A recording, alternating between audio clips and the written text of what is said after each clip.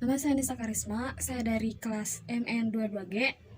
Dalam beberapa menit ke depan, saya akan menjelaskan sedikit apa yang sudah saya pelajari dari sesi 1 sampai sesi 6. Tahu peran akuntan dalam organisasi?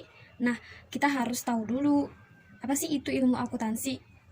Pertama, ilmu akuntansi dibagi ada 3, ilmu akuntansi manajemen, akuntansi keuangan, dan akuntansi biaya. Ilmu akuntansi manajemen adalah ilmu yang mengukur, menganalisis, dan melaporkan informasi keuangan dan non-keuangan yang membantu manajer untuk membuat keputusan dalam mencapai tujuan organisasi. Akuntansi keuangan adalah ilmu yang mengukur dan mencatat transaksi-transaksi bisnis, serta menyajikan laporan keuangan yang disusun berdasarkan prinsip-prinsip yang berlaku umum.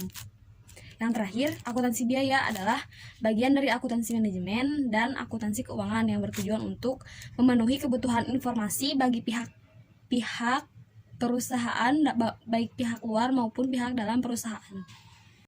Adapun keputusan strategis akuntan manajemen. Pertama itu strategi. Strategi di sini menjelaskan bagaimana perusahaan menyelaraskan kapabilitasnya dengan peluang di pasar untuk mencapai tujuannya. Yang kedua ada manajemen biaya strategi. Manajemen biaya strategi ini memfokuskan pada keseluruhan strategi perusahaan. Peran akuntansi manajemen dalam mengimplementasikan strategi.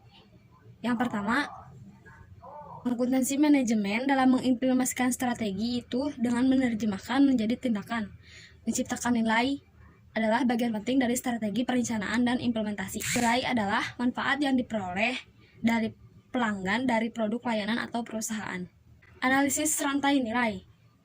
Nah, rantai nilai merupakan rangkaian fungsi bisnis dalam di mana manfaat ditambahkan ke produk atau layanan. Analisis rantai nilai terdiri dari pertama, penelitian dan pengembangan, kedua, desain produk dan jasa atau proses. Yang ketiga adalah produksi, yang keempat pemasaran, yang kelima distribusi, dan yang terakhir adalah layanan pelanggan.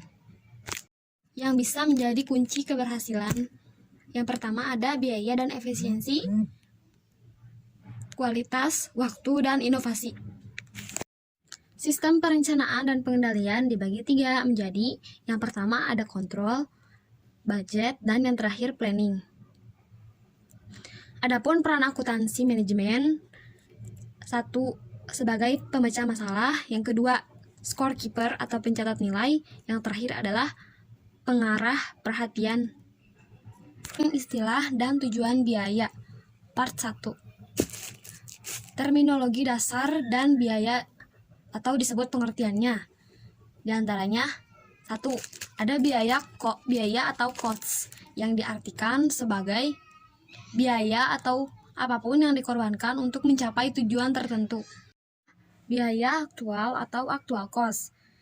Selanjutnya adalah ada juga biaya yang dianggarkan atau budget cost. Budget cost ini disebut juga sebagai biaya masa depan.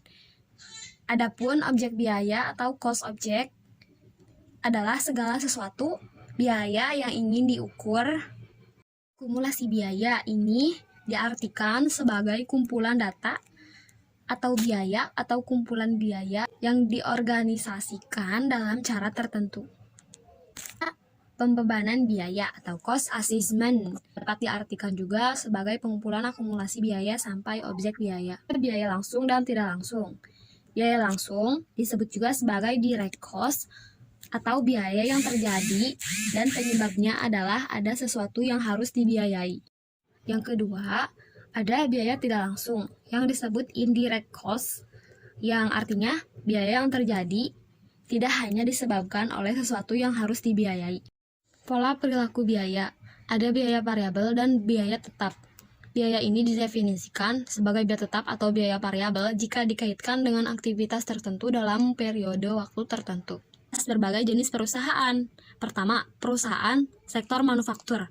Yang kedua, perusahaan sektor perdagangan. Yang ketiga, perusahaan yang bergerak dalam sektor jasa. Perbedaan antara biaya persediaan dan biaya periode. Biaya persediaan adalah semua produk yang dianggap sebagai aktiva dalam neraca ketika terjadi dan selanjutnya menjadi harga pokok penjualan saat produk itu dijual.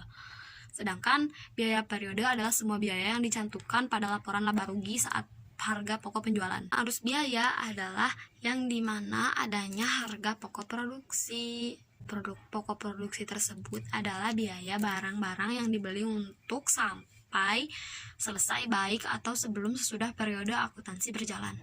Biaya untuk berbagai penerapan. Yang pertama, untuk keputusan penerapan harga, membuat kontrak dengan lembaga pemerintah dan penerapan laporan keuangan eksternal berdasarkan GAAP.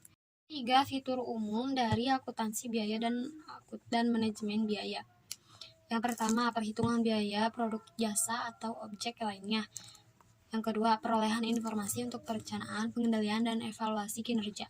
Yang terakhir, ada analisis informasi yang relevan untuk mengambil keputusan.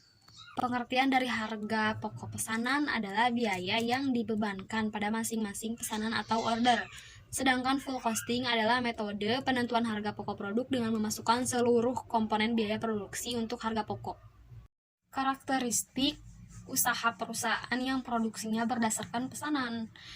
Proses pengolahan produk terjadi secara terputus-putus. Produk yang dihasilkan sesuai dengan spesifikasi yang ditentukan oleh pemesan. Produk yang ditujukan untuk memenuhi pesanan, bukan untuk persediaan di gudang. Manfaat dari informasi harga pokok produksi per pesanan. Yang pertama, menentukan harga jual yang akan dibebankan ke pemesan. Yang kedua, mempertimbangkan penerimaan atau penolakan pesanan. 3. Ada pemantauan realisasi biaya produksi, dan keempat, ada menghitung laba rugi tiap pesanan, dan terakhir adalah untuk menentukan harga pokok persediaan produk jadi ataupun produk yang masih diproses dalam neraca.